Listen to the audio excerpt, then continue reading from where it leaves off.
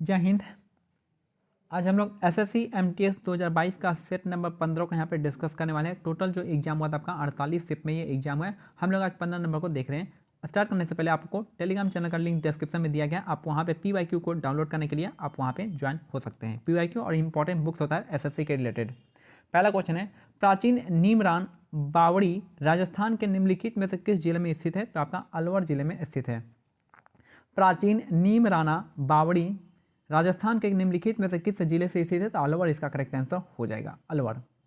Next है question number 2, which of the following is the world's largest inland sea? तो सबसे बड़ा inland sea कौन सा है भारत का? भारत का नहीं, आपका पूरे वर्ल्ड का। तो आपका कैस्पियन सी इसका करेक्ट आंसर हो जाएगा। Which of the following is the world's largest inland sea? तो इनलैंड सी का वर्ल्ड में लार्जेस्ट कौन सा है? तो आपका कैस्पियन सी इसका करेक्ट आंसर हो जाएगा।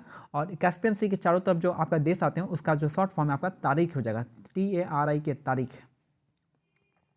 नेक्स्ट है, विच of the following types of agriculture in non झूम? तो किस एग्रीकल्चर के सिस्टम को हम क्या कहते हैं? झूम कहते हैं। झूम किसको कहते हैं? तो शिफ्टिंग एग्रीकल्चर को हम झूम कहते हैं। झूम कहते हैं, चाहे इसको स्लैश एंड बर्न एग्रीकल्चर भी कहते हैं। तो शिफ्टिंग कल्टीवेशन को क्या क्या कहा जाता है? झूमिंग कहते हैं। और उसके बाद जो है झूमिंग कहाँ पे? आसाम में कहते हैं। मिल्पा भी कहते हैं, मिल्पा और भी है बहुत सारी चीज़। और इसको स्लैश एंड बर्न एग्रीकल्चर भी कहा जाता है।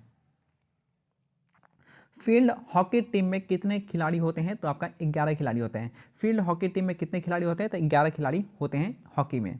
नेक्स्ट है, निम्नलिखित में से कौन एक प्रसिद्ध भारतीय नृत्य निर्देशक कोरियोग्राफर थी? तो आपका सरोज खान इसका करेक्ट आंसर हो जाएंगी।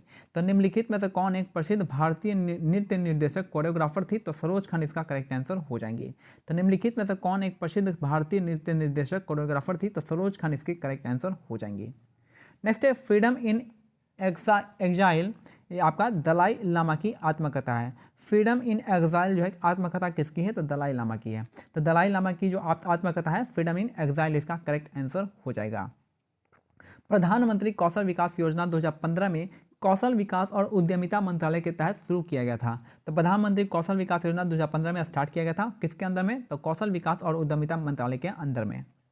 नेक्स्ट है, कुतुबुद्दीन ऐबक ने निम्नलिखित में से किस राजवंश की स्थापना की थी? तो गुलाम वंश इसका करेक्ट आंसर हो जाएगा। कुतुबुद्दीन ऐबक ने किस निम्नलिखित में से किस राजवंश की स्थापना की थी? तो गुलाम वंश इसका करेक्ट आंसर हो जाएगा।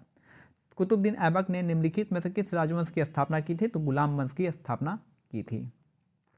नेक्स्ट है, किस ब्रिटिश गवर्नर ने बंगाल में द्वैध शासन व्यवस्था को समाप्त कर दिया था? तो वारन हास्टिंग इसका करेक्ट आंसर हो जाएगा।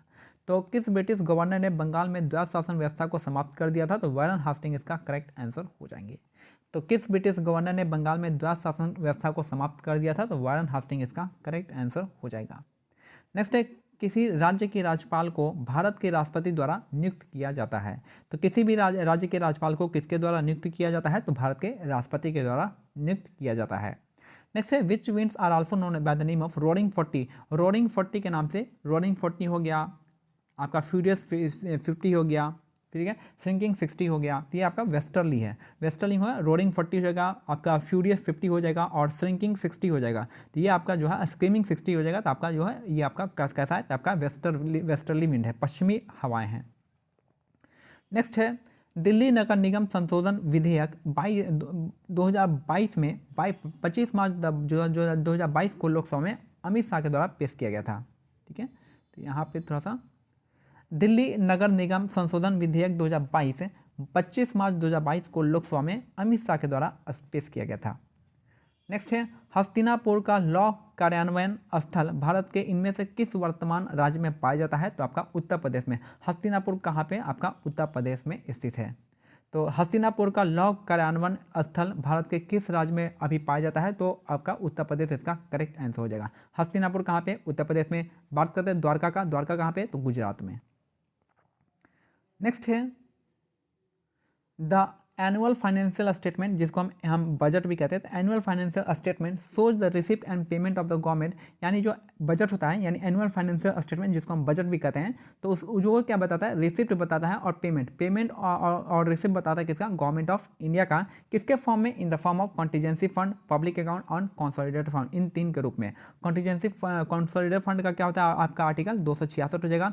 कंटीजेंसी का 267 हो जाएगा। ठीक है, तो इन दोनों का क्या होता है? इन दोनों का आपका 266 हो जाएगा और इसका 267 हो जाएगा। तो बजट जो है क्या शो करता है? पेमेंट, रिसिप्ट और पेमेंट करता है कंटीजेंसी फंड का, पब्लिक अकाउंट का और कंसोलिडेटेड फंड का।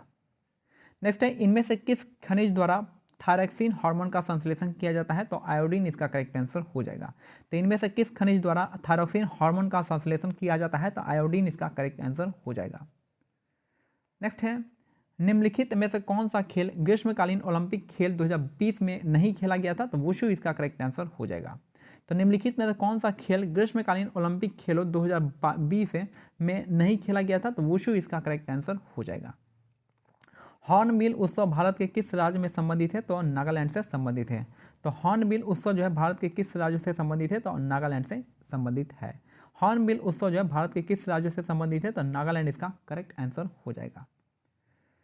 नेक्स्ट है, और हॉर्नबिल जो त्यौहार है आपका 10 दिनों का त्यौहार होता है, 10 दिनों तक मनाया जाता है। भारतनाट्यम हेतु पद्मश्री पुरस्कार से सम्मानित प्रथम पैरालैंगिक ट्रांस महिला इनमें से कौन सी है? तो नर्तकी नटराज इसकी करेक्ट आंसर हो जाएगा। किससे संबंधित है? तो भारतनाट्यम से संबंधित है। तो भारतनाट्यम हेतु पद्मश्री पुरस्कार से सम्मानित है प्रथम पैरालैंगिक यानी ट्रांस महिला इनमें से कौन सी है? तो नर्तकी नटराज जो है ट्रांस महिला है और ये जो है भारतनाट्यम से संबंधित है। निम्नलिखित में से किस में सबसे अधिक मात्रा में एस्कॉर्बिक एसिड होता है? तो सबसे ज़्यादा एस्कॉर्बिक एसिड आपका अमरूद में होता है। तो अमरूद में क्या मिलेगा? विटामिन सी मिलेगा। निम्नलिखित में से किस में सबसे अधिक मात्रा में एस्कॉर्बिक एसिड यानी विटामिन सी होता है? तो आपका अमरूद में विटामिन सी ज़्यादा होता है। नेक्स्ट है, Assam and the most of the peninsula state have moderate population density. Assam और जो भी पेनिनसुला स्टेट होता है, पेनिनसुला स्टेट मतलब जो भी आपका ट्रायंगल के आसपास में होता है, यानी आपका साउथ इंडिया में बात करें, साउथ इंडिया की बात करें, आसाम और most of the peninsula state में जो होता है पॉपुलेशन डेंसिटी कैसा है? तो आपका मॉडरेट है। और नॉर्थ इंडिया की बात करते हैं तो कैसा है? हाई है। नेक्स्ट है, निम्नलिखित में से कौन सा मौलिक अधिकार मानव तस्करी, बेगार और अन्य प्रकार के जबरन श्रम को प्रतिबंधित करने से संबंधित है? तो आपका हो जाएगा शोषण के विरुद्ध अधिकार, इसका करेक्ट आंसर हो जाएगा। निम्नलिखित में से कौन सा मौलिक अधिकार मानव तस्करी, बेगार और अन्य प्रकार के जबरन श्रम को प्रतिबंध करने के संबंधित है? तो आपका शोषण के विरुद्ध अधिकार इसका करेक्ट आंसर हो जाएगा। नेक्स्ट है, loudness of sound is proportional to the square of the amplitude of vibration producing of the sound. तो जो लाउडनेस होता है साउंड का डिपेंड करता है, देखिए लाउडनेस जो होता है डिपेंड करता है किस पे? एम्पलीट्यूड पे।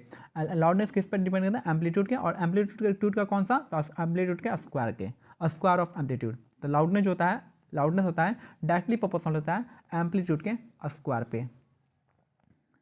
नेक्स्ट है, डॉक्टर एन राजम जो है, डॉक्टर एन राजम वायलिन के वादक के रूप में विख्यात है। तो एन राजन का संबंध किस है? तो वायलिन वादक है।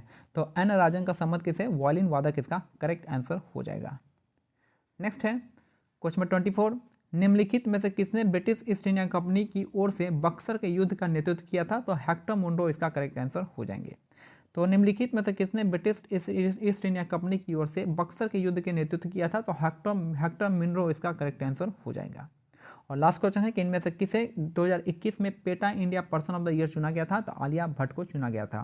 तो इनमें से किसे 2021 में PETA Indian person of the year चुना गया था? तो आलिया भट्ट को चुना गया था। तो ये हमारा सेट कंप्लीट था। मिलते हैं अगले वीडियो में, तब तक आपको टेलीग्राम चैनल का लिंक डिस्क्रिप्शन में, आप वहाँ से ज्वाइन हो सकते हैं। जय हिंद, जय भारत, धन्यवाद।